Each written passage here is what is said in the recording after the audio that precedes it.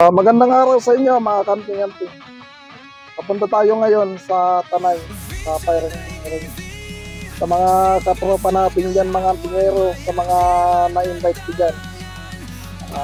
Papasalamat ako sa inyo. Doon na lang tayo magkita-kita. Yan ang tunay na lambing.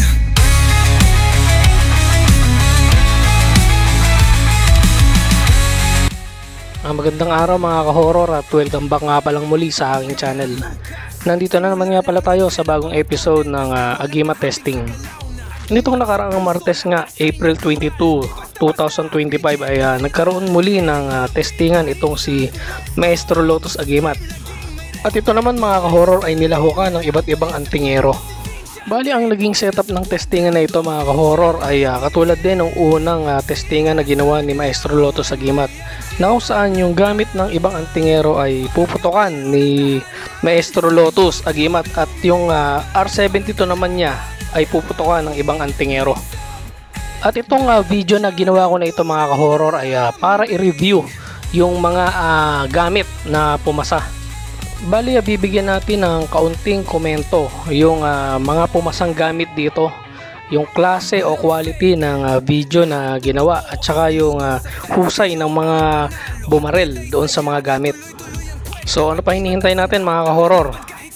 Tara at i-review natin ang video ng testingan ni Maestro Lotus Agimat at ng iba pang mga antingero na ginanap sa Tanay o Marikina.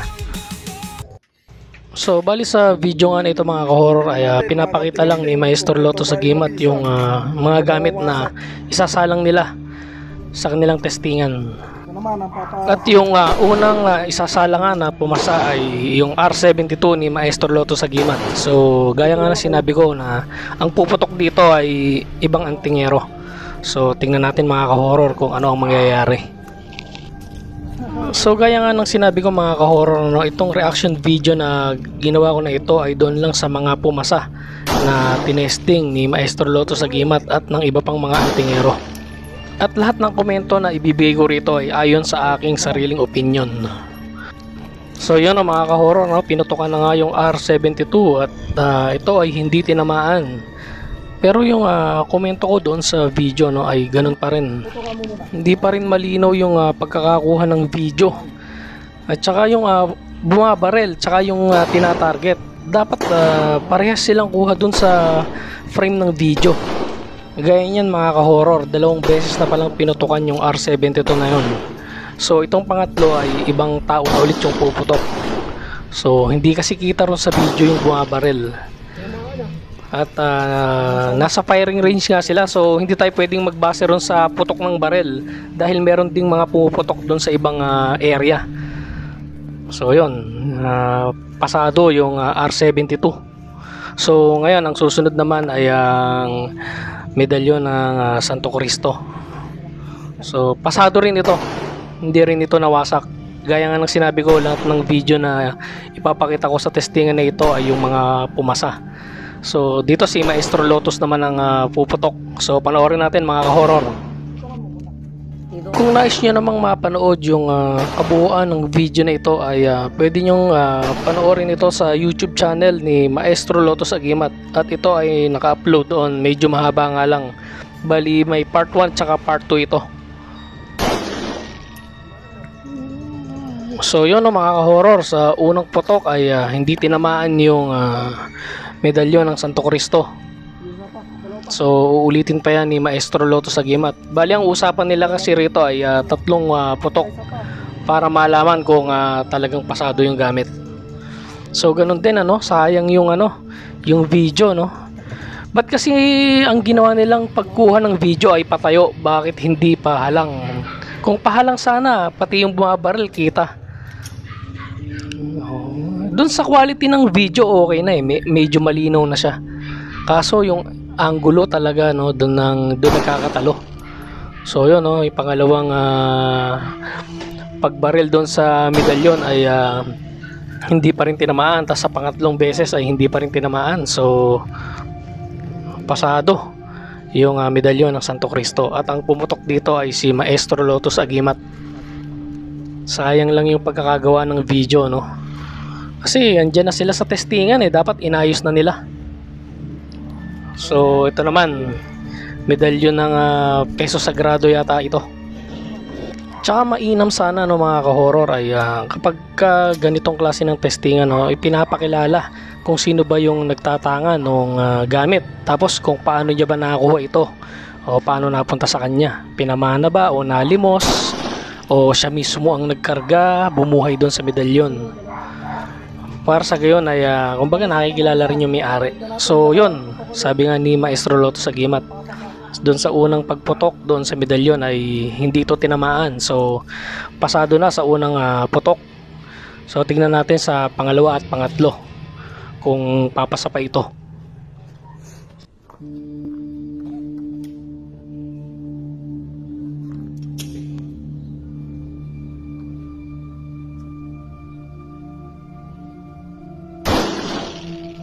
Ayun, tinamaan mga ka-horror at nawala yung medalyon, ano? So wala yun, hindi siya pasado. So ito na, next na tayo, susunod na medalyon, at iba pa rin ang may-ari nito. So matik si Maestro Lotto ang puputok. Aba, andun pala yung ano, yung peso sagrado. Oh, napingas lang. So ano kaya ang magiging desisyon? Parang ang naging desisyon nila rito ay pasado yata yung medalyon. Pero sa iba, hindi pasado yung ganun eh. Kasi napingas siya eh. Yan. So, dito na tayo sa R72 ulit ni Maestro Lotto Sagimat. Bali, pangalawang R72 na isasalang ito ni Maestro Lotto Sagimat. Siguro isasalang niya rito yung tatlong nakasuot sa kanya na R72. So, ganun pa rin. Iba ang puputok, gaya ng napag-usapan nila. Pero yung quality ng video, okay pa rin, malinaw, kahit medyo pag nasisinaga ng araw yung gamit ay hindi na ito halos makita. Pero yung yung angulo talaga ang pinaka-komento ko rito. So yun at naputokan ng 3 beses yung R72. At kung mapapansin nyo yung sa board ang lalayo ng tama, so ibig sabihin ay pasado iyon. Nagsalang ulit sila ng panibagong medalyon at ito ay 3 pico. So ang puputok dito ay si Maestro Lotto Sagimat. Bali, pag-usapan naman natin mga ka-horror yung pumuputok doon sa gamit. So itong si Maestro Lotto Sagimat, ang masasabi ko rito ay mahusay din na itong bumarel, dahil talaga namang may mga isinalang ito na nawasak niya yung gamit. Pero doon sa mga bumabaril ng R72 ay medyo hindi ako 100% na kumbinsido. So maaaring may bisa talaga yung R72 at pumasa. Pero mas maganda talaga kung yung R72 na ito ay ipate-testing doon sa mga bihasa na pumuputok ng mga medalyon o mga gamit, mga anting-anting at agimat. Doon kasi malalaman kung talagang ang bisa at kapangyarihan ng R72 ay talagang gagana. So yung 3 pico pinutukan ni Maestro Lotto Sagimat, 3 beses pinutukan at hindi ito tinamaan, so pasado iyon. Nagsalang ulit sila ng panibagong medalyon at ganun pa rin, si Maestro Lotto Sagimat ang puputok dito. So yun, unang putok, hindi ito tinamaan, so pasado sa unang putok. Wait natin yung pangalawa at saka pangatlo kung ito ay papasaba o hindi. Dalawang putok pa, tignan natin naman.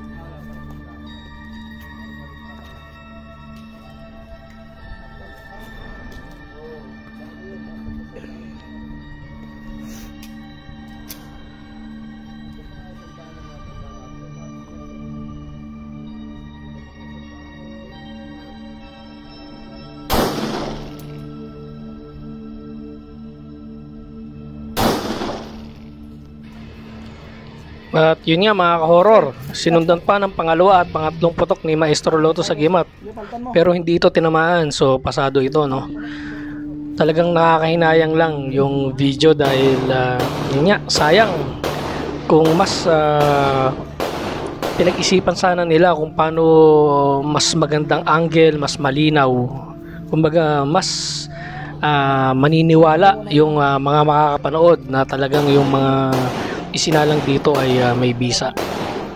Kaso wala, ganun talaga eh. Kumbaga hindi naman sila mga professional na gumagawa ng mga gantong klase ng video. Siguro marami pa namang mga susunod na testingan gagawin ito si Maestro Lotto sa Gimat at siguradong patuloy niya itong i-improve. At ngayon nga mga ka-horror ay muling magsasalang si Maestro Lotto sa Gimat ng R72. Bali pangatlong R72 na ito na isinalang niya. So panoorin natin mga ka-horror kung papasabay ito o hindi. Yan, sa ganyang angle lang nakikita yung bumabarel. Pero kapag pagka-actual lang puputokan yung gamit, wala na. Hindi nakita yung bumabarel. So, yun lang naman yung komento ko na maaari pang i-improve ni Maestro Lotto sa Gimat sa kanyang mga susunod pa na testingan. So, yun ano. Hindi raw tinamaan yung R72. Bali, 3 putok ang ginawa pero walang tumama. Dito nga mga ka-horror ay nagsalang ulit si Maestro Lotto sa Gimat ng R72. So pang-apat na to mga ka-horror. So panoorin natin kung papasabay ito sa 3 putok. Ngayon yung babaril ano. So panoorin natin mga ka-horror kung ano magiging resulta ng testingan na huling isinalang ni Maestro Lotto sa Gimat.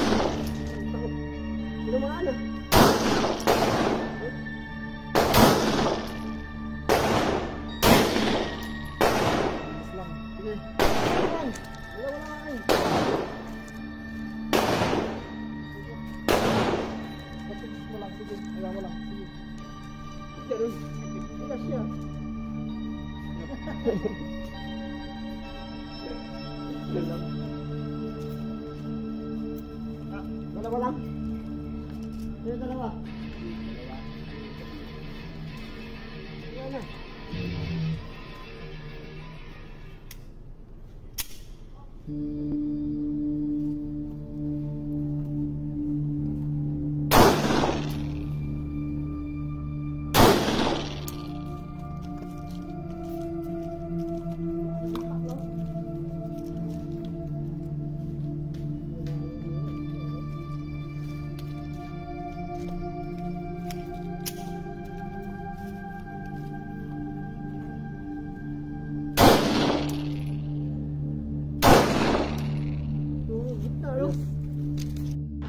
So yun ang mga ka-horror at napanood naman natin huling isinalang ni Maestro Lotto sa Gimat at hindi pa rin ito tinamaan kahit 2 tao na ang pumutok dito.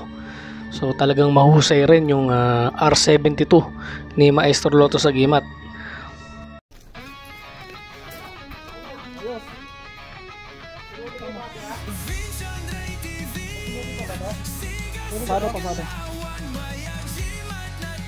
So yun ang mga ka-horror at yan yung aking naging review doon sa huling ginawang testingan ni Maestro Lotto sa Gimat. At kung kayo naman ang tatanungin mga ka-horror, ano ba sa palagay nyo yung ginawang testingan ni Maestro Lotto sa Gimat? Tunay nga kaya na mabisa yung kanyang R72 at yung ibang mga pumasa na gamit? Pagdating naman doon sa video mga ka-horror ay ano ba ang masasabi nyo? Kumbinsido ba kayo na yung mga pumasa na gamit ay talagang kitang-kita na pumasa doon sa video o malabo pa rin? So kayo na po ang bahalang humusga mga ka-horror. Hanggang dito na lang mga ka-horror at samahan nyo akong muli sa mga susunod ko pang mga video patungkol sa Agimat. Maraming salamat po.